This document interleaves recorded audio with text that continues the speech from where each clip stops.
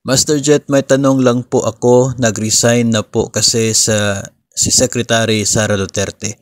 Continuous pa po ba na mayroong undisturbed vacation ang teachers if hindi na siya ang secretary? So, related po ito no dito sa 30 days na uninterrupted vacation ng mga guro ngayong buwan po ng June.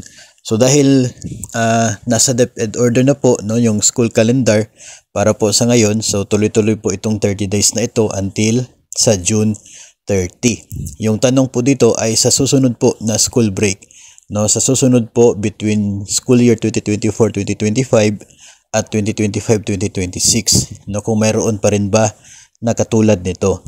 Ang sagot po dyan ay depende sa magiging school calendar sa susunod po na school year at maging sa target date ng pagsisimula ng klase sa 2025. Lalo na at target po na magpagsimula yung klase by June 2025 na.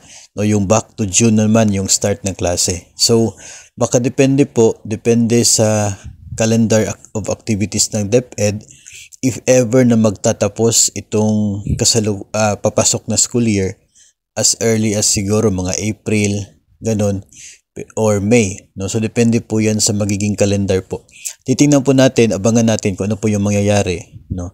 Kasi nga depende na po 'yon sa papalit na secretary if ipagpatuloy po na magkakaroon ng 30 days na bakasyon, no? If ever po nawala, siguro ay dahil na rin po, no, kung itutuloy pa rin yung NLC and other activities, no? So talagang ang masasagot natin yan is depende po, no, sa susunod na secretary at sa kanyang gagawin na school year na calendar, no, sa mga activities. Yun po yung ating abangan. Malalaman lamang po natin yan kapag lalabas na po yung calendar of activities para sa school year 2024 hanggang sa 2025.